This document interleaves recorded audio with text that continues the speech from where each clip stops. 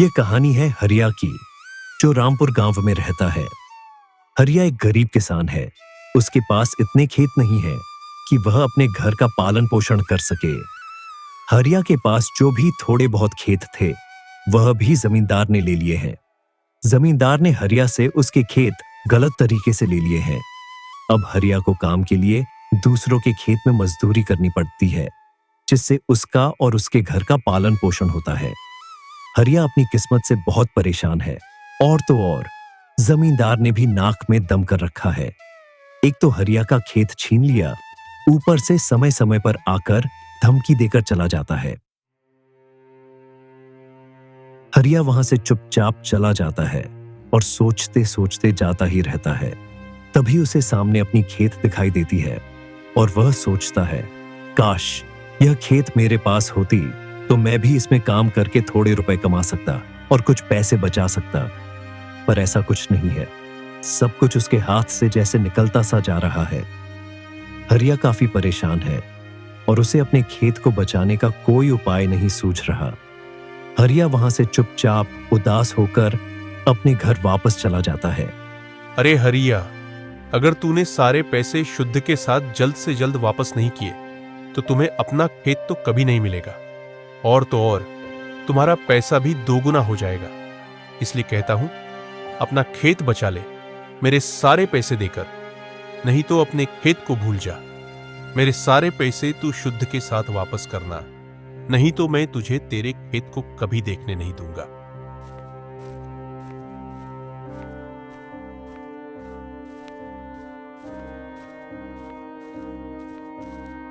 हरिया अपने घर के पास उदास होकर बैठ जाता है और मन ही मन सोचता रहता है।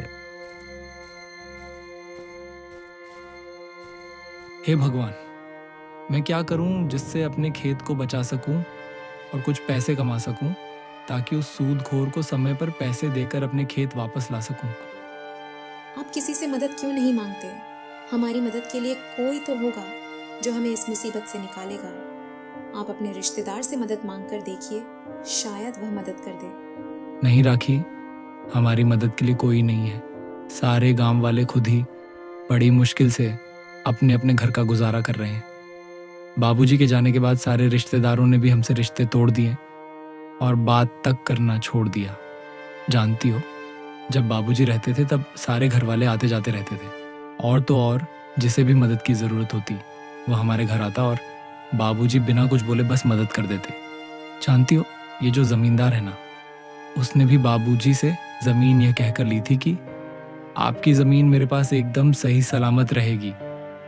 ज़मींदार, जो कि मेरे पिताजी का दोस्त था, उसे जब पैसों की ज़रूरत पड़ी तब उसने मेरे पिताजी से पैसे लिए, वह भी बिना किसी सूद के। जब मेरे पिताजी हमारी ज़मीन उसके पास रख रहे थे तब उसने यही कहा कि वह बिना किसी सूद के पैसे वापस लौट आएगा। तभी तो हमारे पिताजी ने ज़मीन गिरवी रखी ताकि वह अपने परिवार वालों की मदद कर सकें। पर देखो ना, जैसे ही सारे घर वालों की मदद हो गई और मेरे पिताजी बीमार पड़ गए, तब से आज तक मैंने किसी को नहीं देखा। हमारे यहाँ जो सारे के सारे आते थे वे फिर कभी नहीं दिखे मुझे।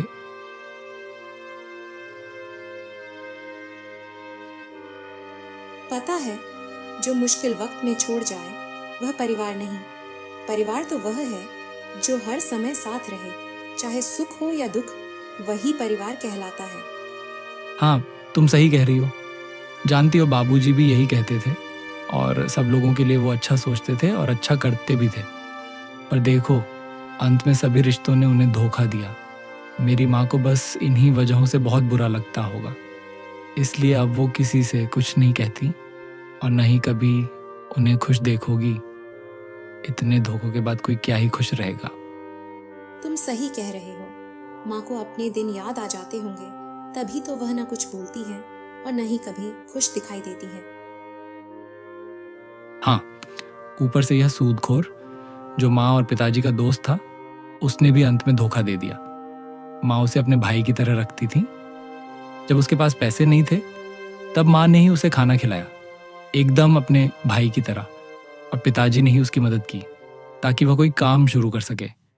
और आज देखो, उसने पिताजी की ज़मीन भी हड़प ली और हमारे साथ भी धोखा किया, वो भी उन पैसों के लिए जो पिताजी ने अपने बुरे वक्त में उससे मदद के तौर पर मांगे थे।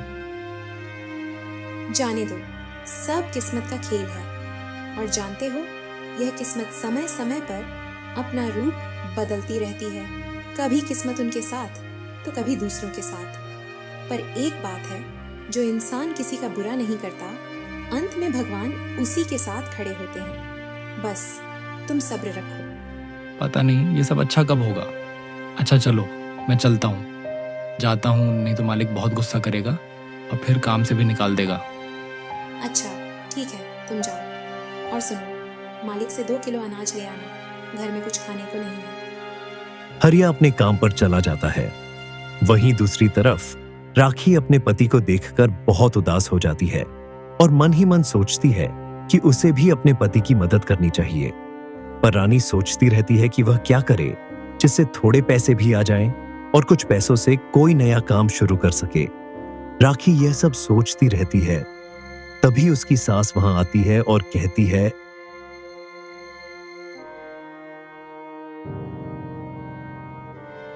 बहू, क्या हुआ? तुम बहुत परेशान लग रही हो। अगर कोई परेशानी है तो मुझे बताओ, शायद मैं तुम्हारी कुछ मदद कर सकूं। नहीं माँ, आप परेशान मत होइए, कोई परेशानी नहीं है। राखी, मुझे पता है कि तुम और हरिया घर के हालात को लेकर बहुत परेशान हो और वह जमींदार भी हमारे खेत नहीं दे रहा है। साथ ही साथ पैसे जो हरिया के पिताजी ने लिए थे, उन पर भी वह सूद लगाकर मांग रहा है। अच्छा, आओ, मैं तुम्हें कुछ देती हूँ।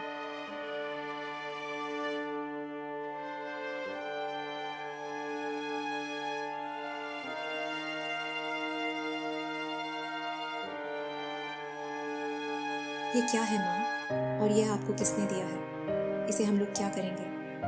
राखी की सास उसे अपने कमरे में लेकर चली जाती है और वहां एक आम का बीज देती है। राखी की सास बताती है कि जब हरिया के पिताजी थे तब उन्हें एक साधु की मदद की थी। तभी उस साधु ने यह बीज हरिया के पिताजी को दिया था और कहा था, यह बीज बहुत अच्छा है और इसे लगते ही यह तुरंत फल देने लगता है। इसका फल जो है वह काफी स्वादिष्ट भी होता है, तो तुम इसे अपने आंगन में लगा देना। अच्छा, ये तो आम का बीज जैसा लग रहा है माँ। पता नहीं बहू, बस तब से यह मेरे पास पड़ा है। होते तो इसे कब का लगा देते, पर अब ये रहे नहीं तो मेरा भी ध्यान इस पर गया नहीं। आज जब तुम्हें और हरिया को बात करते सुना, तब याद आया इस बीज के बारे में। मैंने इसे बहुत सालों से अच्छे से रखा है और अब लो, इसकी जरूरत शायद आ गई है। चलो, इसे लगा कर देखते हैं। अच्छा माँ, चलिए हम दोनों मिलकर इसे लगाते हैं। देखते हैं हमारी किस्मत क्या खेल खेलती है।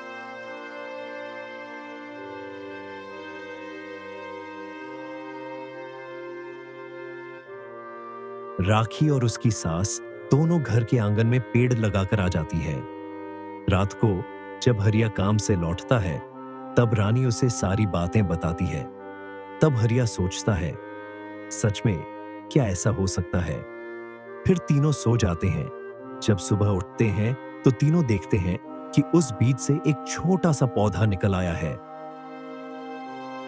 हरिया फिर अपने काम पर चला जाता है और जब काम से लौटता है तब देखता है कि वह पेड़ दिन ब दिन बड़ा होता जा रहा है। हरिया तब राखी से पूछता है। दूसरे दिन सुबह तीनों एकदम अचंभित रहते हैं। अब वह छोटा सा पेड़ एक आम का बड़ा सा पेड़ बन चुका था, जिसमें अब छोटे छोटे फल भी लटके थे। कुछ ही दिनों में वह पूरा पेड़ आम के फल से भर जाता है, जिसे देखकर तीनों अचंभित रहते हैं। वह आम खाने में बहुत स्वादिष्ट है और काफी मीठा भी।